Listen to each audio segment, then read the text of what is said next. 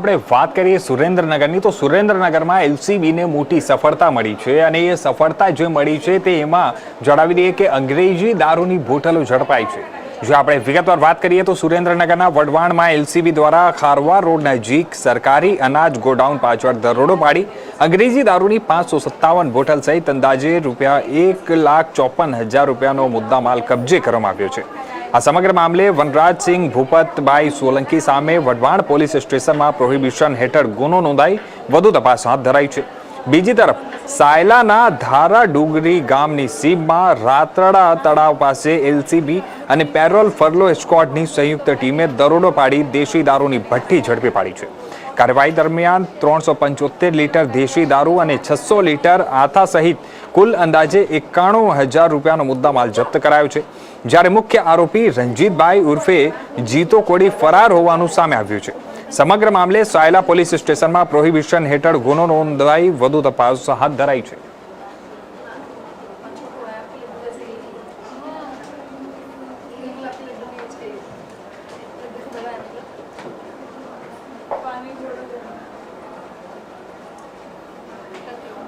તો આ સમાચાર પર વધુ વિગતવાર વાત કરવા માટે અમારી સાથે જોડાઈ રહ્યા છો અમારા સંવાદદાતા મયુર સંદીપ ફોનો લાઈનથી। મયુર, આપણે વાત કરીએ તો આ સમગ્ર જે માહિતીઓ સામે આવી રહી છે,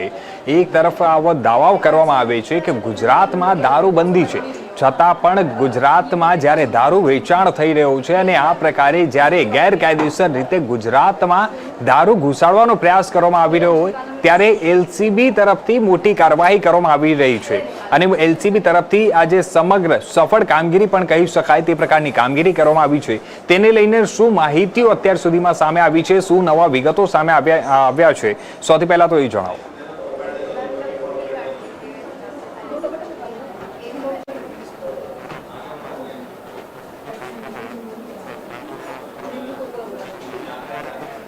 મયુર, આપણે વાત કરીએ તો ગુજરાતમાં જ્યારે દારૂબંધી છે અને આ પ્રકારે ગેરકાયદેસર જે દારૂ માફિયાઓ છે, જે બુટલેગરો દારૂ જે પ્રવેશ કરાવવા માટેનો પ્રયાસ કરી રહ્યા હતા ત્યારે એલસીબી તરફથી જે મોટી કાર્યવાહી કરવામાં આવી છે તે સમગ્ર સફળ કાર્યવાહી જે સામે આવી છે તેમાં અત્યાર સુધીમાં શું નવી માહિતીઓ સામે આવ્યા છે, સૌથી પહેલા એ જણાવો।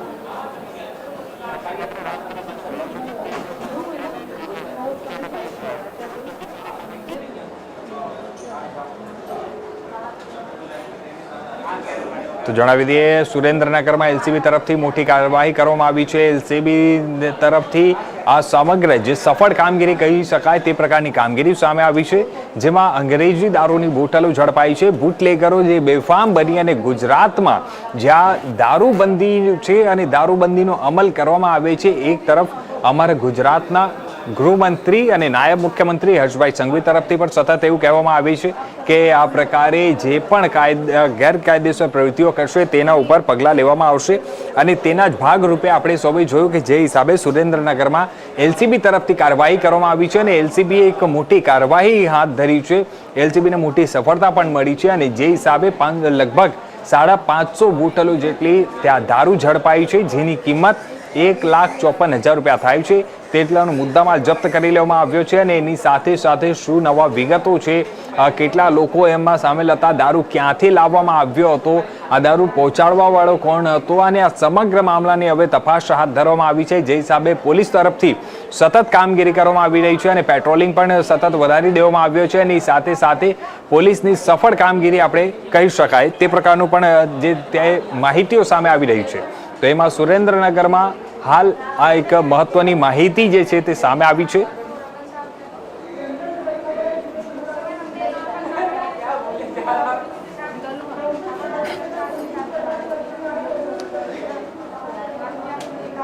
તો મયુર હવે અમારી સાથે જોડાઈ ગયા છે આ સમગ્ર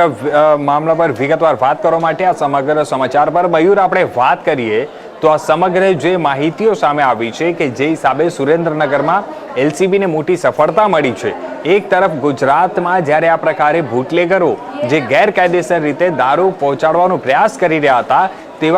તેવા સમય પર એલસીબીએ કાર્યવાહી કરતા તમામને જપ્ત કરી લીધા છે। શું નવી માહિતીઓ સામે આવી છે અત્યાર સુધીમાં? લટ્ટાકાંડ બનવા અને ઉચ્ચ અધિકારીથી એ ઉપરથી એટલું બધું આવતા એના હિસાબે સુરેન્દ્રનગર જિલ્લા દ્વારા હાલ LCB જે કહી શકાય કે ખેતરની અંદર ભોંયરા બનાવીને પણ છુપાવેલો હતો, ત્યાં પણ મોટી સંખ્યામાં દારૂ પકડી પાડવામાં આવ્યો છે. દેશી દારૂની ભઠ્ઠી પણ પકડવામાં આવી. તે જગ્યાએ બહુ મોટી કાર્યવાહી કરી LCB પોલીસ દ્વારા એને આપણે કહી શકાય કે સફળ કામગીરી હાલ પણ કરી રહ્યા છે અને અત્યારે ઠેર ઠેર એનું ચેકિંગ પણ ચાલુ છે અને દારૂ ના અડ્ડાવાળા હોય કે જે બુટલેગરો રહ્યા હાર અમુક તો જગ્યા છોડીને પણ હાલ પૂરતા જતા રહ્યા છે. અને આપણે કહી શકાય કે જે ભાવનગરના લઠ્ઠાકાંડ ની અંદર જે કંપનીનો જે દારૂ પકડાય એવી જ બ્રાન્ડના દારૂ પણ આમાં ઝડપાયા છે, પણ આ બીજા રાજ્યમાંથી લાવીને પણ આ વેચતા હોય છે. અને વાત કરીએ સુરેન્દ્રનગર જિલ્લાની, સુરેન્દ્રનગર જિલ્લો એવો છે કે સૌરાષ્ટ્ર રાજસ્થાનમાંથી કોઈ બી જિલ્લામાં બીજા દારૂના મોટા ટ્રકો જતા હોય એ પણ અહીંથી પસાર થતા હોય. એને પણ 2 દિવસ પહેલા આપણે કહી શકીએ કે લાખો રૂપિયાનો દારૂ વારંવાર સુરેન્દ્રનગર જિલ્લામાંથી પકડાતો હોય છે, પણ પોલીસ હાલ એની સફળ કામગીરી કરી રહ્યા છે. કિશનજી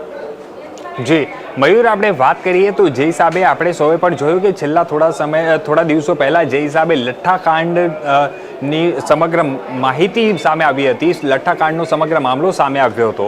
અને આ પ્રકારે બુટલેગરો જ્યારે બેફામ બનીને ગુજરાતની અંદર એ લોકો દારૂ ઘુસાડવાનો પ્રયાસ કરી રહ્યા છે, આ સમગ્ર દારૂ ક્યાંથી લાવવામાં આવી રહ્યો હતો અને ક્યાં પહોંચાડવાનો હતો, આ લોકો પાછળ કેટલા લોકો સંડોવાયેલા છે તેને લઈને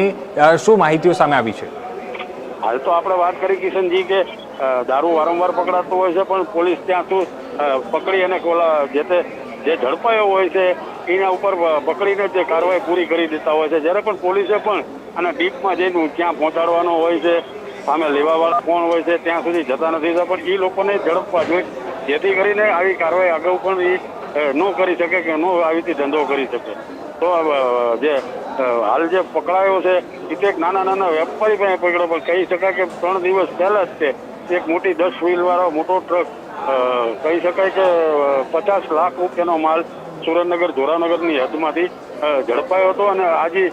જે બીજા રાજ્યોની ડિલિવરી જે માલ મોકલતા હોય છે, જે ટ્રકો એ સૌરાષ્ટ્રમાં આખા જવું હોય ગમે એ ગામ તો વાયા સુરેન્દ્રનગર જવું પડે, કારણ કે અમારા રાજસ્થાનની બોર્ડર અમારા જિલ્લાની એકદમ નજીક હોય છે. પણ જ્યારે પોલીસ જ્યારે બાતમી મળે કે ઉપરથી કોઈ બાતમી હોય ત્યારે પણ આવી મોટી ટ્રકો પણ LCB દ્વારા ઝડપી અને કાર્યવાહી કરવામાં આવતી હોય છે. જી ધન્યવાદ મયુર અમારી સાથે જોડાવા માટે અને આ તમામ